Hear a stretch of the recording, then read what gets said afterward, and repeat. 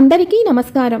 శ్రీకృష్ణ భగవానుడు యుధిష్ఠిరునకు ఏకాదశి మహత్యము తెలుపుతూ అందున ఆషాఢ శుద్ధ ఏకాదశి అయినటువంటి హరిశయని ఏకాదశి, దీనినే దేవశయన ఏకాదశి, తొలి ఏకాదశిగా పిలువబడే ఈ ఏకాదశి యొక్క మహత్యమును అత్యద్భుతముగా ఒక కథ రూపేణ తెలపబడి ఉన్నది. ఆ కథను మనము కూడా తెలుసుకొని భక్తి శ్రద్ధలతో ఆలకించి మన జీవితాలను తరింపజేసుకుందాం. మొదటిసారి ఛానల్ని చూసేవాళ్ళు మా ఛానల్ని సబ్స్క్రైబ్ చేసి పక్కనే ఉన్న బెల్ ఐకాన్ని ప్రెస్ చేయండి. దీనివల్ల మీకు రానున్న ఆధ్యాత్మిక వీడియోస్ అన్నీ కూడా నోటిఫికేషన్ ద్వారా మీకు అందుతాయి. అలాగే మీరు ఎటువంటి వీడియోని మిస్ కాకుండా చూడగలరు. మా వీడియోస్ మీకు నచ్చినట్లయితే లైక్ చేయండి, షేర్ చేయండి. హరిశయని నామ ఏకాదశి మహత్యము. యుధిష్ఠిర శ్రీకృష్ణ సంవాదము. పూర్వము ఆశ్చర్యకారిణి అయిన ఆషాఢ శుక్ల ఏకాదశి మహత్యము కథను బ్రహ్మ నారదునకు ఉపదేశించెను. ఈ హరివాసనమునకు పద్మ అనే ఇంకొక పేరు కూడా ప్రాముఖ్యము చెంది ఉన్నది.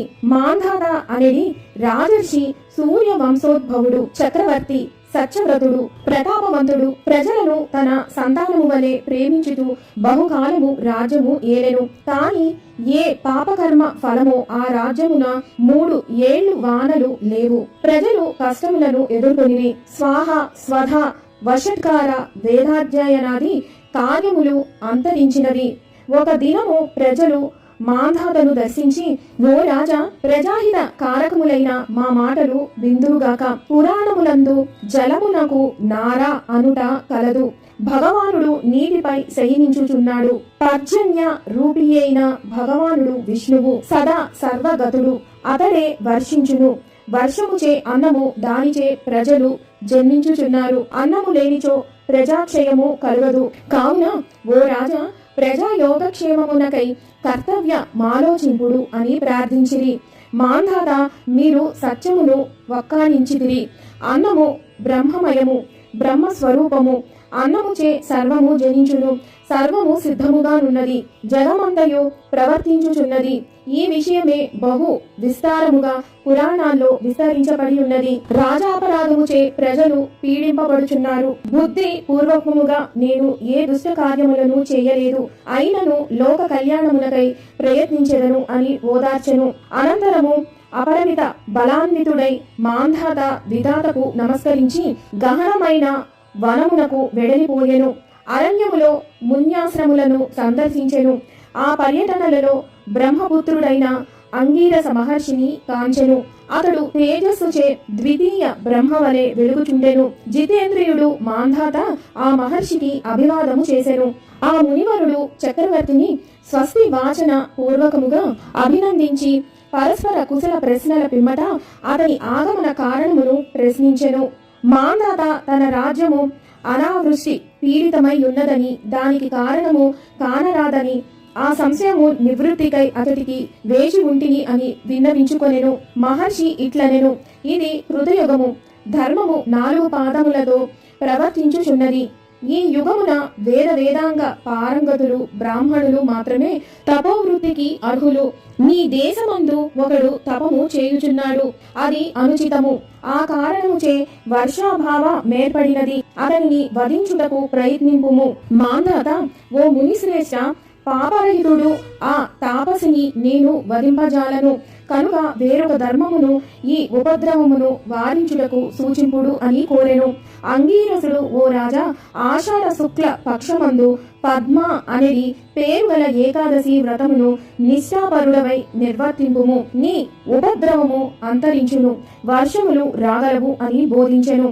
మాంధాత స్వగృహమునకు మరలి పోయి ఏకాదశి వ్రతానుష్ఠానముచే భగవంతుణ్ణి ప్రసన్నము చేసుకునెను. మేఘములు వర్షించినవి, భూమి జలమయమైనది. ప్రజలు సౌభాగ్యవంతులు అయి సుఖించిరి. భుక్తి ముక్తి దాయకము, లోక సుఖదాయకము ఏకాదశి వ్రతచర్య. ఈ కథ పరమ శ్రవణములచే సర్వ పాపములు తొలగును. మోక్షేచ్ఛ కలవాడు ఈ వ్రతమును సదా చేయవలెను. ఈ మాసమందే చాతుర్మాస్య వ్రతం ఆరంభము విధింపబడినది అని శ్రీకృష్ణుడు కర్తవ్యమును తెలిపెను. చాతుర్మాస్య వ్రత విధానము. దీనిని శ్రీకృష్ణుడు యుధిష్ఠిరునికి ఉపదేశించెను. రవి కర్కాటక రాశియందు ప్రవేశింపగా ఆషాఢ శుక్లపక్ష ఏకాదశి తిథి గడియలలో హరిని శయనింపజేయవలెను. రవి తులారాశి గతుడైనప్పుడు స్వామిని ఉత్తాపన చేయవలెను. అధిక మాసమునకు ఇట్లే నిర్వహింపవలెను. విష్ణు ప్రతిమా స్థాపనము. శంఖ చక్ర గదాధరుని ప్రతిమను స్థాపించి స్నానమాడింపవలెను. పీతాంబరధరుణ్ణి చేసి సౌమ్యమైన పర్యంకమందు తలగడపై పరుండజేసి శ్వేత వస్త్రములను ఆచ్ఛాదనగా చేయవలెను. ఇతిహాస పురాణ పారంగతుడైన బ్రాహ్మణునిచే పాలు, పెరుగు, నెయ్యి, తేనె, చక్కెర మొదలగు వానిచే స్నానము చేయింపవలెను.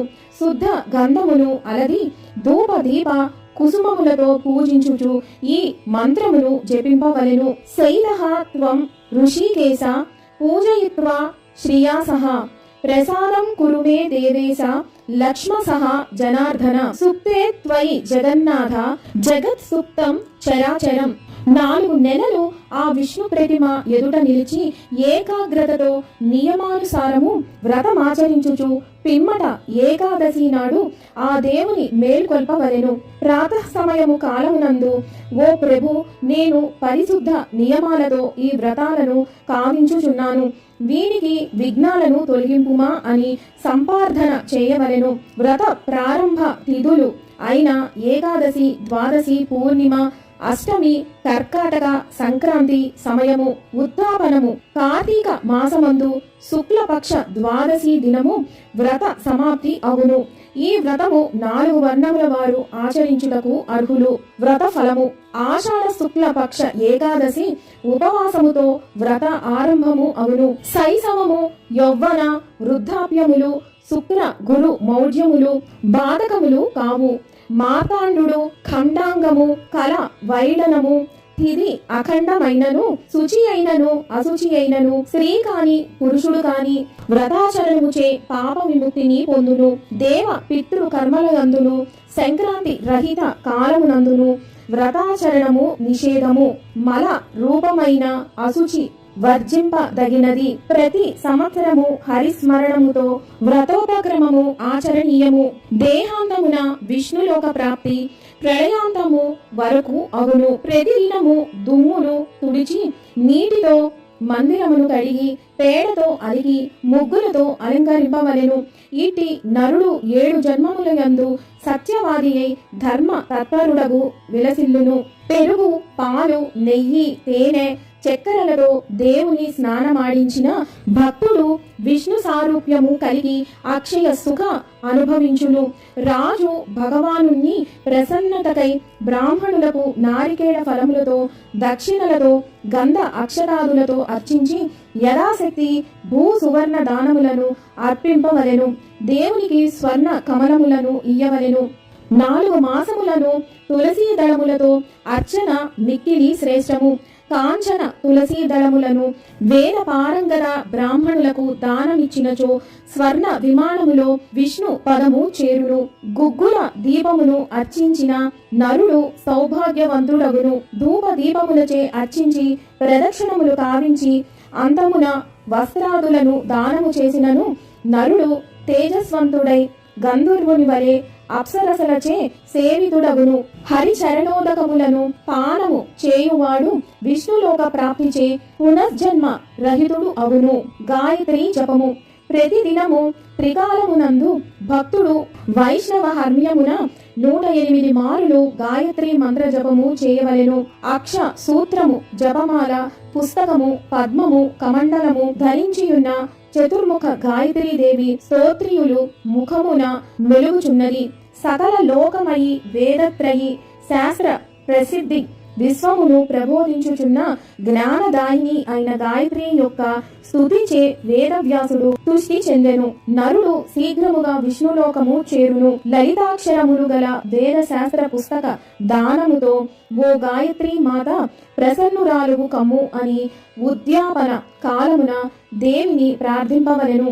ప్రతి దినము పురాణ శాస్త్ర శ్రవణము వలన జ్ఞానవంతుడై బహు శిష్యులు గల ధార్మికుడగును. స్వర్ణయుత వస్త్రము పుస్తకమును దానము ఇవ్వవలెను. ఉపవాస కాలమున మంత్రములతో శివకేశవులలో ఒక్కరిని జపించి వ్రత సమాప్తి యందు ఆ దేవత యొక్క కాంచన మూర్తిని దానమియ్యవలెను. త్రిలోచనుని పూజ.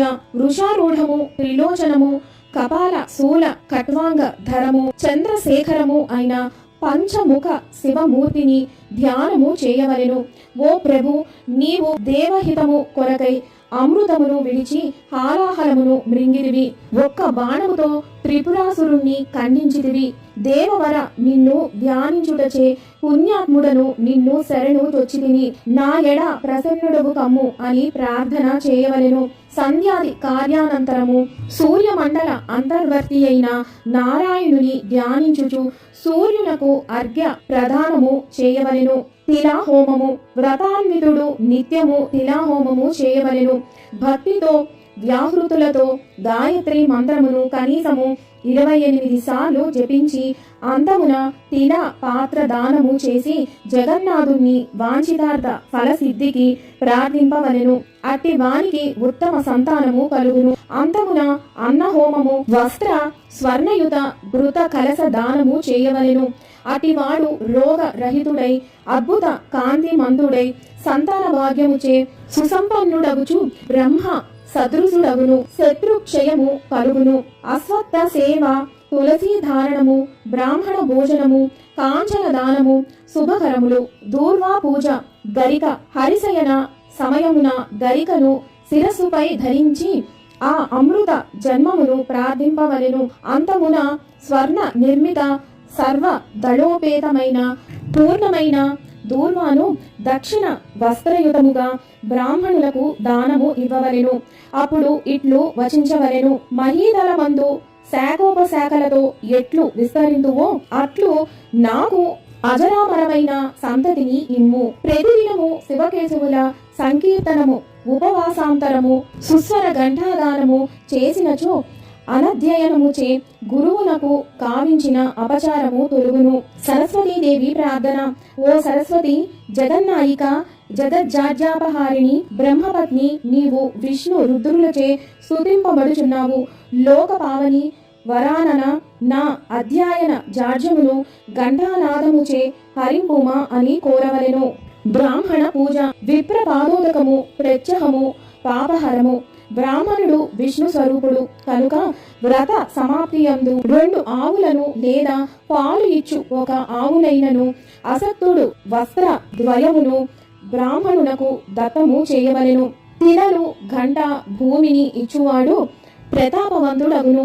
ఇంద్రలోక వాసియై సుఖియగును. సూర్య గణపతులకు నిత్యము నమస్కరింపవలెను. శివ ప్రీతికై విధి ప్రకారము దానము చేసిన శివపురము చేరును.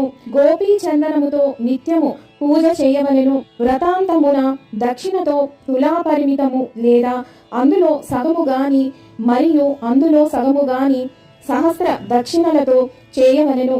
ఉద్యాపన కాలమున సూర్య ప్రీతికై తామ్ర పాత్రలు సక్కరతో నింపిన టెంకాయ దక్షిణతో వస్త్రములతో చుట్టి బ్రాహ్మణులకు దానము ఇవ్వవలెను. అంటే సొంటి, మరీచి, మాగధి, స్వర్ణమయ కటుత్రయ దానము శ్రేష్టము. సువాసిని పూజ. తాంబూల దానము మంత్రముతో చేయవలెను. భగవానునికి పూగ చూర్ణము, నాగవల్లి దళములు, సున్నము, జాపత్రి, జాయఫలము, యాలకులు, లవంగములు అర్పణ చేయవలెను. ఈ 4 మాసములు సువాసినీలకు, బ్రాహ్మణులకు గౌరిని కాని లక్ష్మిని గాని ఉద్దేశించి వెండి పాత్రలను పసుపుతో నింపి ఇయ్యవలెను. ఉద్యాపన కాలమున రమేశుని ప్రతిమను దానము చేయవలెను. వామనుని ఉద్దేశించి నిత్యము దద్యోదనము షడ్రసోపేతమును ఇయ్యవలెను. నిత్య దానమునకు ఆసక్తుడైనచో ఏకాదశి నాడైనను, గ్రహణ కాలమునందైనను లేదా పంచ పర్వ దినములందైనను చేయవచ్చును. అంటే అష్టమి, అమావాస్య, పూర్ణిమ, రవివారము, శుక్రవారము. దానములు అన్ని వర్ణముల వారికి యోగ్యమైనవి అని చెప్పబడినది. దున్నుటకు తగిన సామాగ్రి ఎద్దులు, శాకములు, ధేనువులు, కంచు పాత్రలు, ఫలములు, పుష్పములు చందనాదులను దానమునకు అర్హములు. 4 నెలలు వ్రతి అన్నమును లేదా సాన్యాన్నమును మాత్రమే భుజించవలెను. వర్జింపవలసిన వెల్లను విస్తరముగా చెప్పబడినవి. ఓం నమో నారాయణాయ అనేది అష్టాక్షరి మంత్ర ధ్యానముచే అనంత ఫలప్రాప్తి అవును. చాతుర్మాస్యములందు భక్షణములను వదిలి పెట్టుట శుభకరము, పుణ్యప్రదము. భిక్షాభోజనము మిక్కిలి శ్రేయస్కరము. పంచగవ్యాసనము మంచిది. దినత్రయ నిర్జలోపవాసము రోగమును దరిచేరనివ్వదు. దుగ్ధాబ్ది వీచి శయనుడు శయ్యపై నిద్రించుచున్న కాలమున మరియు మేల్కొని ఉన్న కాలమున ఉపవాసి అయిన నరుడు మోక్షమును పొందును. విన్నారు కదా శ్రీకృష్ణుడు యుధిష్ఠిరునికి చెప్పిన హరిశయని నామ ఏకాదశి మహత్యము గురించి. మీరు విన్నారు కదా. చాతుర్మాస్య వ్రత విధానము, ఏకాదశి వ్రత విధానము ఎట్లా ఆచరించాలో అన్న పూర్తి విషయాలు ఈ కథ ద్వారా ప్రతి ఒక్కరూ తెలుసుకున్నారని ఆశిస్తూ సర్వం ఈశ్వరార్పణమస్తు. స్వస్తి.